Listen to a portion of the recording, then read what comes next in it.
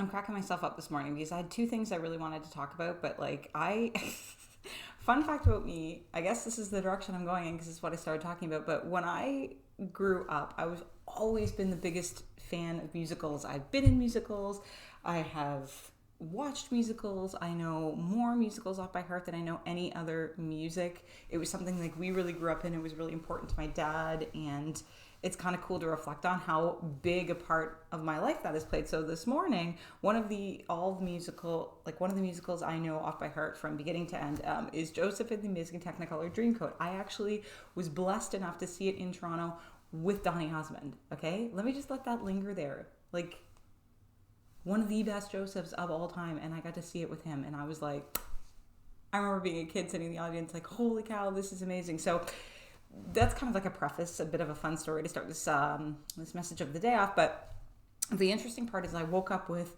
Joseph songs in my head. I'm like, this is really freaking random. Like, what does this even mean? But I've learned at this point, if I have songs in my head, there's typically a message to be heard behind it. There's typically something I'm being called to pay attention to. There's something I'm meant to be reflecting on. I take songs being stuck in my head, either a major annoyance, because I've had some that are like super annoying, like the Final Countdown. That one gets in my head and never goes away. That and Yellow Submarine.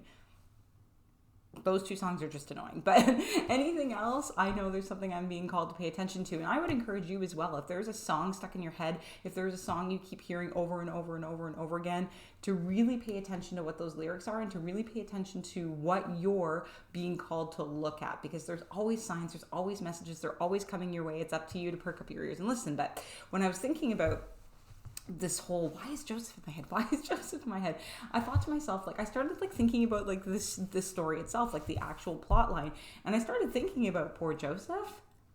My goodness, he went through a lot. And as I was thinking about how much he had to go through, how much he had to navigate in his poor life, and how much crappy things happened to him, it made me think, like, this is really mimicking the human experience in a lot of ways. And it mimics my own human experience, obviously. It mimics my own journey, but I think it's something that a lot of us, and maybe even you yourself, can relate to. Meaning, I mean, if you haven't watched it, first of all, I highly recommend. You can probably find it on YouTube. Joseph and the Amazing Technicolor Dreamcoat with Donny Osmond specifically. Please, please, please do yourself a favor.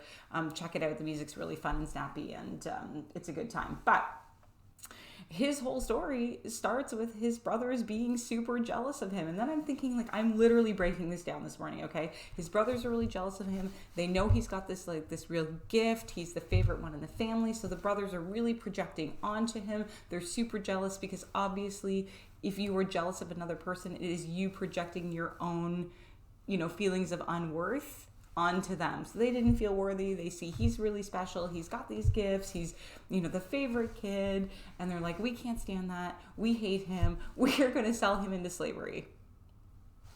And they did. I'm giving the plot line away here. Like, and this poor kid gets sold into slavery. He goes into the, like, the person he gets sold to is really, really rich. He gets himself in a big mess there, and there's a big, huge misunderstanding, and things just blow up in his face. Like, they just blow up in his face once and blow up in his face a second time.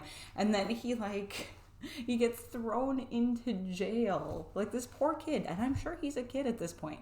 I don't know how old he was, but I'm sure he's a kid. So he's going through all of these experiences, and they're just breaking him down over and over and over again, and it's so completely outside of his control. And he gets to this point where he's sitting in this jail cell, and he's just like, please, like, surrendering. Like, there, you cannot do any more to me. Like, I am at my lowest of lowest points. I cannot take it anymore.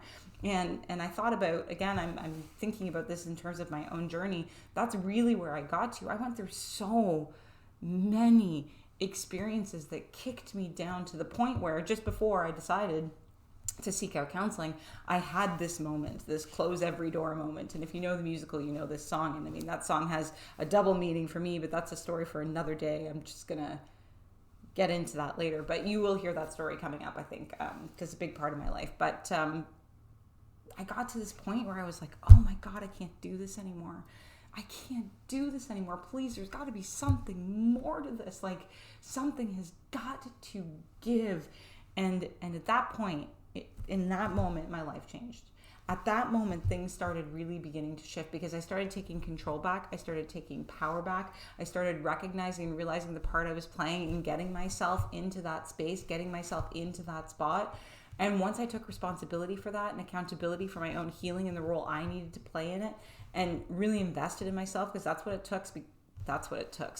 That's what it took, you know? I mean, we all know that investing in your mental health sometimes isn't the cheapest. It is an investment in yourself, but it is an investment that you will never look back and say, hey, I wish I didn't do that. That was a waste of money.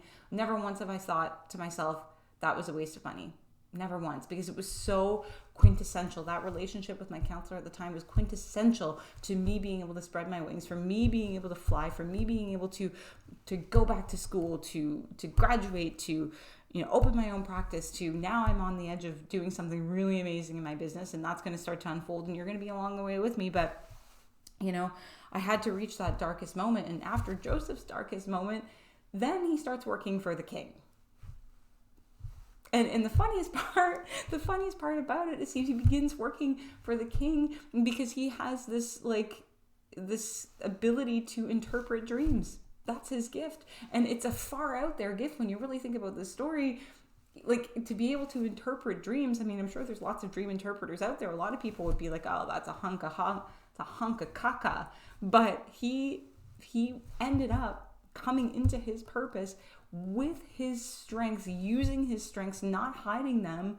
And he came into who he was based on embracing his dreams, embracing his strength, and not apologizing for it. And I thought that's just a really cool story. And it really closely mimics, like I said, this is kind of all over the place, this message of the day. But I mean, it had to come out one way or another. Otherwise, I was just going to be singing Joseph in my head all day. But think about that. Think about how, if you can flip your perspective just a little bit, all of these traumas that you've gone through, they weren't your fault. They never should have happened to you. Nobody should ever kick you down and make you feel less than. But at one point or another, you have to say, okay, I'm no longer letting them have this power over me. I'm stepping into my own. I am making healing my responsibility, and I'm moving forward, and I'm going to have the life I was meant to have. I'm going to have the life where I use my strengths to make the world a better place, and I'm going to do it on my own terms.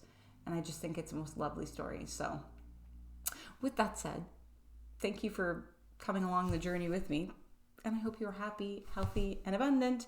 And of course, make it a great day. Make it a great day. Make it a great day. I was going to try and do this, I was going to do this thing with my shirt because it's a long shirt, and I was going to try and mimic Joseph's Amazing Technicolor Dreamcoat. But I mean, the last time I tried to do something wild like that, I kicked the dog in the head. So I'm just going to leave it at that. And let's get to it.